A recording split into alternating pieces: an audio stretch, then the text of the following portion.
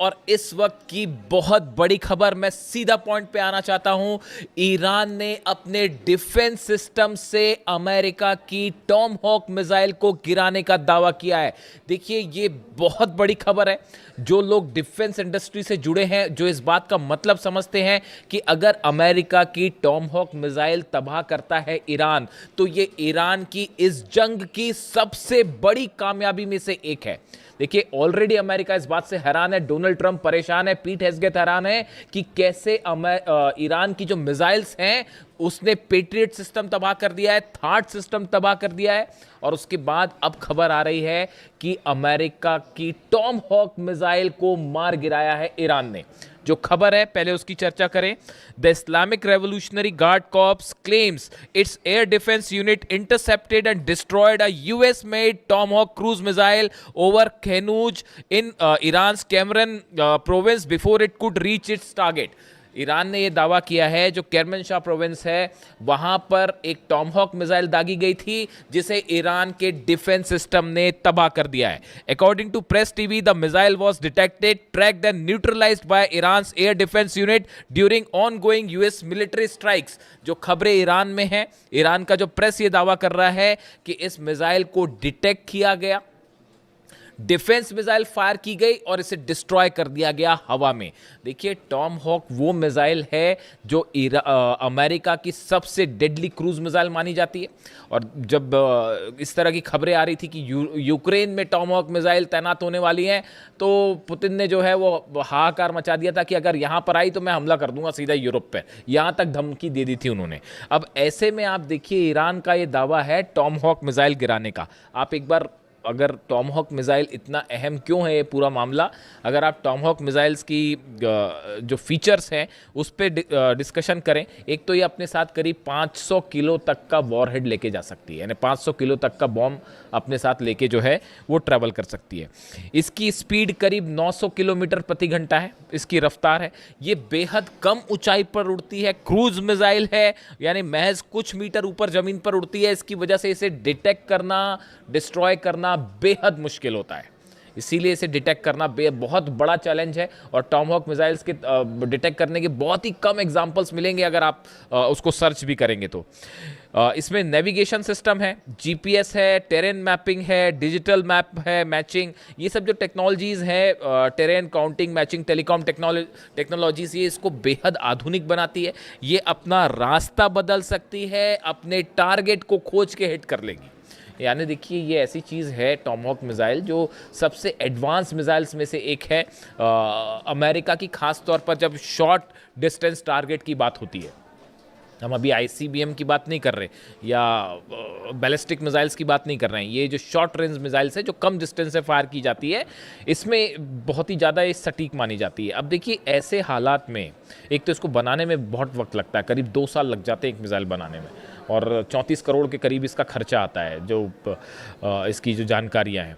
अब देखिए, इस पे जो है, इसको डिटेक्ट करने का मतलब ये है कि ईरान के पास, देखिए, ईरान ने दरअसल पिछले, अगर आप 7 दिन की बात करें हमलों की, देखिए कभी भी कोई भी खबर को जब आप एनालाइज करते हैं तो 2 तरीके से, 2 स्तर पर होती है। एक तो पत्रकार की तरह मैंने आपको खबर बता दी साहब कि कुवैत पर हमला हो गया, वहाँ पेट्रियट तबाह हो गया, फिर जो है जॉर्डन में हमले हुए, वहाँ थार्ड सिस्टम तबाह हो गया, इस तरह की बातें। एक होती है आप उसको एक्सपर्ट्स के साथ चर्चा करते हैं, उसको समझने की कोशिश करते हैं कि इसके क्या मायने हैं, यानी आप उसका एनालिसिस करते हैं। देखिए, आज एक, मैं सुबह अपना वीडियो जो मैंने डाला, सुबह वीडियो, सीरैम सिस्टम जो है अमेरिका का, वो तबाह किया गया।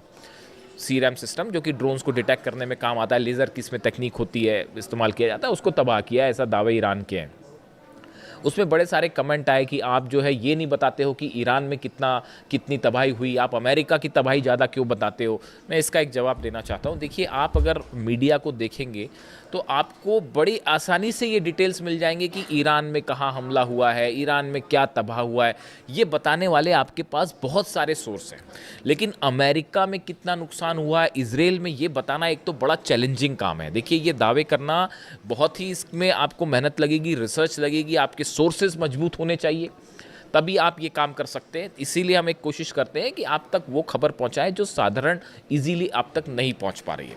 दूसरी चीज़ ये है कि ईरान के जो हमले होते हैं अमेरिकन बेसिस पे या इजराइल में या मिडिल ईस्ट में, यहाँ से खबरें निकालना बड़ा मुश्किल हो जाता है, क्योंकि मीडिया कवरेज पर बैन लग जाती है इन देशों में कि आप जो है वो मीडिया कवर नहीं कर सकते। आप चाहे सऊदी अरब की बात कर लें, चाहे आप यूएई की बात कर लें, सब जगह निर्देश हो जाता है कि भाई इसको कवर मत करिए। इसी तरह का हाल जो है वो कुवैत में भी है, इजराइल से तस्वीरें बाहर आती नहीं है।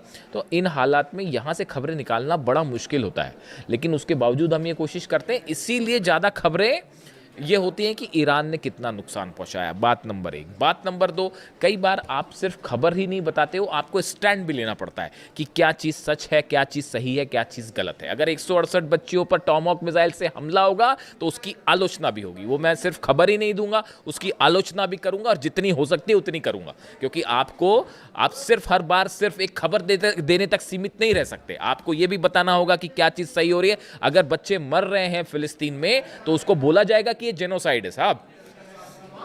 अगर छोटे छोटे बच्चे मर रहे हैं, 30,000 बच्चों को अगर फिलिस्तीन में भूखा मार दिया जाए तो वो सिर्फ खबर बताने तक कम से कम मैं तो सीमित नहीं रहूंगा। मैं ये भी बताऊंगा कि ये जेनोसाइड है और इसकी आलोचना की जानी चाहिए।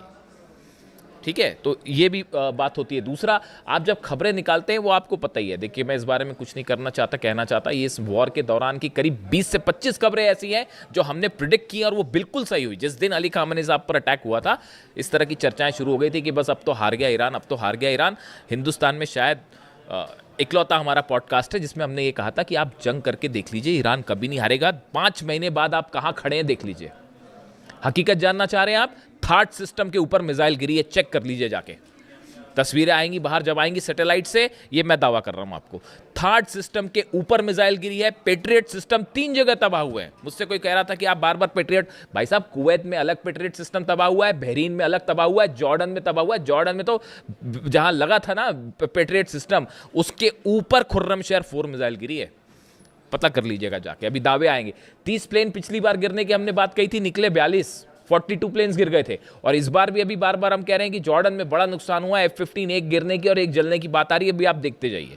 अभी जब ये सीनेट कमेटी बैठेगी और 6 महीने बाद बताएगी कि जॉर्डन के बेस पर क्या हुआ, कुवैत के बेस पर क्या हुआ, बहरीन के बेस पर क्या हुआ, तब पता चलेगा। लेटेस्ट जो अपडेट आ रही है कि कुवैत में जो है वो कुवैत की सेना का एक मिलिट्री का बेस है, उसके ऊपर ईरान ने हमला किया है। लेटेस्ट जानकारी बता रहा हूं मैं आपको। कुवैत में मिलिट्री बेस पर अटैक हुआ, लेकिन वो मिलिट्री बेस ऑपरेट अमेरिका कर रहा था, सैनिक अमेरिका के थे, वॉरहेड्स वहां पे जितने भी युद्ध से जुड़ी चीजें थी वो अमेरिका की थी। उसके ऊपर सीधा स्ट्राइक हुई है, मिलिट्री सेंटर के ऊपर सीधा कुवैत पे स्ट्राइक हुई है। और ईरान का दावा है बड़ी संख्या में वहां भी सोल्जर्स घायल हुए अमेरिका के। अब ये बातें कोई स्वीकार करेगा नहीं, लेकिन निकल के आती हैं, तो आपको ये सब चीजें कैलकुलेट करनी पड़ेगी कि भाई कैसे हुआ। इसीलिए ये टॉमहॉक मिसाइल वाला जो है, देखिए, अगर आपने टॉमहॉक मिसाइल मार के गिरा दी, मान लीजिए अगर ये खबर सच है जो ईरान दावे कर रहा है, ईरान के दावे जो हैं कि भाई हमने टॉमहॉक मिसाइल गिरा दी। अब अगर टॉमहॉक मिसाइल गिरा दी और अगर ये खबर सही निकल जाती है, तो आपको फिर ईरान के उन दावों को भी मारना पड़ेगा कि साहब थार्ड उड़ा दिया है और पेट्रियट उड़ा दिया है। फिर आप उसको भी मानिए। फिर आप इस बात में भी कोई आश्चर्य नहीं होगा कि वो जो कह रहा है कि भाई हैंगर्स में जो है F-15 जेट्स खड़े थे, हैंगर के ऊपर मिसाइल मारी और सब तबाह हो गए। वो धीरे धीरे सैटेलाइट तस्वीरें आनी शुरू हो गई हैं। इसीलिए इन खबरों का एनालिसिस जो है मुश्किल है थोड़ा सा। अब देखिए, ये जो अगर अमेरिका के हमलों की बात की जाए, जो अमेरिका ने स्ट्राइक्स की हैं पिछले 12 घंटे में, केशम आइलैंड्स पर हमले हैं, अहवाज में हमले हैं, खुजेस्तान में हमले हैं, लारक आइलैंड्स के पास हमले हैं, सिरीक पर हमले हैं, बंदर अब्बास में हमले हैं, अधिमेश्क में और ओमिदी है, ये वो इलाके हैं। करीब 15 इलाके ऐसे हैं जहां पर धमाकों की आवाज़ें हैं पिछले 12 घंटे के अंदर। तो ईरान पे तो स्ट्राइक हो ही रही है, लेकिन जब आप आ जाके सर्च करेंगे तो आपको दुनिया भर के अखबार, दुनिया भर की मीडिया आपको डिटेल बता देगी बड़ी आसानी से कि हाँ भाई, ईरान में जो इस जगह धमाके हुए, ईरान छुपाता भी नहीं उस बात को, बता देता है हाँ यहाँ हमारे हमले हुए हैं, इतने पुल तबाह हुए हैं। आपको ये बात कौन बताएगा कि जॉर्डन में कितने बेस तबाह हुए हैं अमेरिका के, कुवैत में कितने बेस तबाह हुए हैं, बहरीन में कहाँ कहाँ मिसाइल्स गिरी है, अमेजॉन के डेटा सेंटर पर हमला हुआ। आज खोल के देख लीजिए पूरी खबरें क्या है। मिसाइल गिरी, उसके 15 मिनट के अंदर हमने खबर अपलोड कर ली थी। परसों का मेरा वीडियो उठा के देख लीजिए आप। अमेजॉन का डेटा सेंटर हिट हुआ था 15 मिनट के अंदर, जबकि मैं तो पॉडकास्ट कर रहा हूं। और देखिए ये सब दावे सच साबित होंगे। थर्ड सिस्टम, मुझसे कई कमेंट्स पे सवाल उठ रहे थे कि ये कैसा हो सकता है, कैसे हो सकता है। पेट्रियट सिस्टम तबाह हुआ है, थर्ड सिस्टम तबाह हुआ है, जेट्स कई जलने की खबर है, और अब ये है ये टॉमहॉक वाले जो ये अभी दावे के लेवल पे है। इसको वेरीफाई करने में टाइम लगेगा, है या नहीं है, टाइम लगेगा, लेकिन ये दावा चूंकि है और बहुत बड़ा दावा है, तो टॉमहॉक मिसाइल को मार गिराना आसान बात नहीं है। अब इसके अलावा देखिए 13 दिन में 55 लोगों की मौत है ईरान में। ये ईरान की तरफ से कहा गया है कि ये जो 13वीं दिन की स्ट्राइक हुई बीती रात, इन 13 दिनों में ईरान में 55 लोगों की मौत हो गई है। और अब देखिए हमले जो हो रहे हैं वो सेंट्रल ईरान पे हो रहे हैं। आप इस बात को समझिए। पहले दो कोशिशें चल रही हैं डोनाल्ड ट्रंप की तरफ से, अमेरिका की तरफ से। एक, हॉर्मूज के आसपास हमले किए जाएं। पहले इन्होंने कोशिश की कि मेन लैंड से हॉर्मूज को हम अलग कर दें। 11 दिन तक जो बमबारी थी उसकी कोशिश ही यही थी। ये शायद चाहते थे ग्राउंड ऑपरेशन करें, और वो एक कोशिश थी कि भाई बंदर अब्बास हो गया, केशम हो गया, लारक आइलैंड हो गया, सिरिक हो, इन सब का हम मेन लैंड ईरान से कनेक्शन तोड़ दें। इसलिए पुल तोड़ रहे थे बम गिरा के। वो पुल तोड़ दे रहे हैं, वो 6 घंटे के अंदर साहब पुल बना दिया फिर से। ऐसी भी तस्वीर आई है। बंदर अब्बास के पास एक पुल पर हमला हुआ और वो पुल गिरा, मेन कनेक्शन लाइन थी, वो जैसी गिरी उसके वो अमला वहाँ खड़ा हो गया, तुरंत जाके उसको बनाने में जुट गया। ऐसी ईरान थोड़ी ना। आप खुद सोचिए इस बात को, जो मेरे पे सवाल उठा रहे हैं, जरा वो इस बात को सोचें। दुनिया में इजराइल की आर्मी और उसकी ताकत आप जानते ही हैं। अमेरिका के पास आप हथियार देख लीजिए, अरब देशों, इन सब से एक देश मुल्क लड़ाई कर रहा है पिछले 5 महीने से। और आप क्या कर पाए?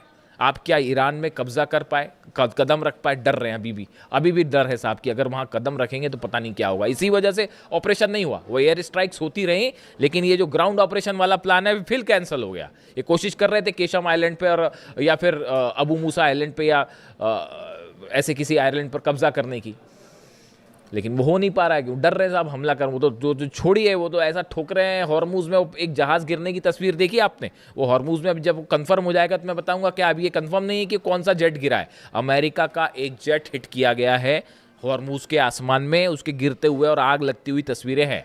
अब वो कौन सा है, वो इनका वो महंगा वाला ड्रोन, क्या नाम है उसका, वो ड्रोन है या कोई F-15 तो नहीं हिट हो गया? इस तरह की भी खबरें हैं। अब अभी वो सच्चाई जब होगी तब सामने आएगी। MQ-9 रिपर ड्रोन तो ऐसे गिर रहे हैं जैसे बच्चे मार के गिरा देते हैं, पतंगों को गिरा देते हैं, खींच के काट देते हैं, वैसे रिपर ड्रोन्स गिर रहे हैं। पता नहीं कितने अरब का है वो।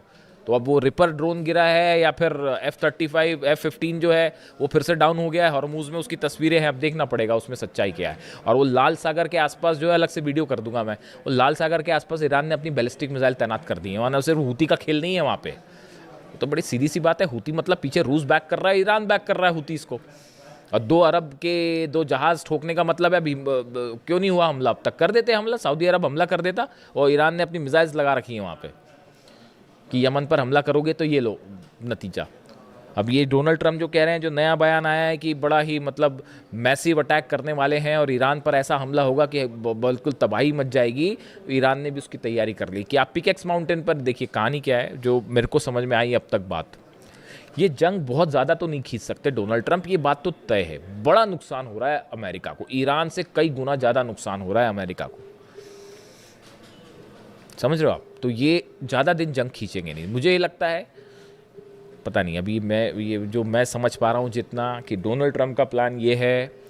आप इस बात को याद रखिएगा, अगर ऐसा हो जाए ना तो हम फिर बात करेंगे कि वो दावे भी याद रखने पड़ते हैं, कई बार बताना भी पड़ता है, क्योंकि बड़ी भ्रमित खबरें आती हैं, भ्रम फैलाने वाली खबरें आती, तो उसके बीच में कोई दावा करना बड़ा ही मतलब उसका काम होता है। तो अभी मुझे ये लग रहा है कि ये पिकेक्स माउंटेन पर हमला होगा। ईरान के जो बचे हुए न्यूक्लियर ठिकाने हैं, हो सकता है पिकेक्स माउंटेन पे भी बंकर बस्टर बम से हमला हो सकता है।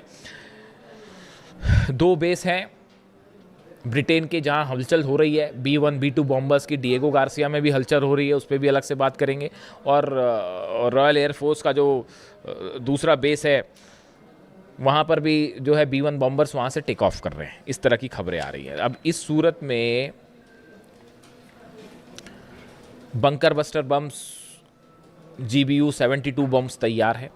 अब ऐसा लगता है कि अमेरिका पिकेक्स माउंटेन पर हमला करेगा, और हमला करने के बाद वही बात कही जाएगी कि जैसे इन्होंने नतांज फोर्दो और इस्फहान के लिए कहा कि वी हैव ऑब्लिटरेटेड देम, मतलब हमने ईरान का एकमात्र परमाणु अड्डा बचा था पिकेक्स माउंटेन के नीचे, हमने उसको भी तबाह कर दिया और अब हम यहाँ से जा रहे हैं वापस। ये प्लान है साहब अमेरिका का। Plan number 1। और प्लान नंबर 2 है बड़ी जंग करी जाए, लंबी जंग करी जाए, लेकिन इसकी बहुत बड़ी कीमत चुकानी पड़ेगी डोनाल्ड ट्रंप को। अब वो हिम्मत कर पाएंगे नहीं कर पाएंगे वो आप जानो। ईरान तो तैयार खड़ा है, ईरान कह रहा है आप आइए हमला कर लीजिए, 2 करना है कर लीजिए। आपने 28 तारीख को वो कर दिया है जिसके बाद ईरान के अंदर से डर खत्म हो चुका है। अली खामनी साहब को आपने असैसिनेट करके ईरान की 9 करोड़ जनता को आपने अली खामनी बना दिया है। हकीकत सिर्फ ये है। आप ईरान के लोगों के मेरे वीडियो में कमेंट्स आते हैं, जब इंटरनेट खुलता है वहाँ इलाकों में, तो वो वहाँ भी बड़ी अच्छा, ये मैं बड़ा शुक्रगुजार हूँ इस बात के लिए। मेरे पास ईरान से कमेंट आते हैं, I am so thankful for them. वो वहाँ पे ईरान में वीडियो देख रहे हैं, जो हिंदी जानते होंगे वो देख रहे हैं। एक भाई साहब का एक दिन कमेंट आया, वो तो बहुत ही बड़ी बात थी कि हम जो है वो तेहरान में आपका वीडियो देखते हैं और जो लोग फारसी जानते हैं उनको उसका अर्थ समझाते हैं। ये तो बहुत ही बड़ा कॉम्प्लीमेंट था, बहुत ही बड़ी बात है। तो खैर, तो अब हालात ये है कि डोनाल्ड ट्रंप पिकेक्स माउंटेन पर हमला करने की तैयारी में, और ऐसी भी खबरें आ गई हैं कि ईरान की तरफ से बड़ी वार्निंग दे दी गई है कि अगर हमारे पिकेक्स माउंटेन पर हमला हुआ, जाग्रोस पर हमला हुआ, तो बाकी तो पता नहीं तेल अवीव नहीं बचेगा। तेल अवीव पे हम सीधा हमला करेंगे। वो ईरान ने अपनी प्लानिंग कर रखी है। मैं आपको बताऊंगा कैसे नेटो के बेसिस पर हमला होने वाला है, यूरोप कैसे खतरे की जद में है, और कैसे जो है वो तेल अवीव से सीधा इजराइल पर हमला कर देगा ईरान, अगर पिकेक्स माउंटेन पर न्यूक्लियर सेंटर्स पर हमले होते हैं तो। लेकिन इस बीच बड़ा डेवलपमेंट ये है साहब कि अब्बास अराक्ची साहब की लावरोव से मुलाकात हुई है, रूस के विदेश मंत्री से, और चीन के विदेश मंत्री वांग यी से मुलाकात हुई है। SCO समिट हो रही है उसमें, और उसमें काफ़ी सारे डेवलपमेंट हैं। देखिए, बड़ी चीज़ें होती हैं जब आप डिप्लोमेसी की बात करते हैं। देखिए, जितनी लंबी जंग उतनी बड़ी ईरान की जीत, हकीकत यही है। तो अब ये रूस का क्या कहना है, चीन का क्या कहना है, ये सब चीज़ें तय करेंगी कि आगे क्या होने वाला है। लेकिन फिलहाल जहाँ से बात शुरू की थी कि अगर वाकई ईरान ने टॉमहॉक मिसाइल गिरा दी है, तो ये तो ईरान ने वाकई गजब कर दिया है। वीडियो कैसा लगा कमेंट करके ज़रूर बताएं। Thank you so much.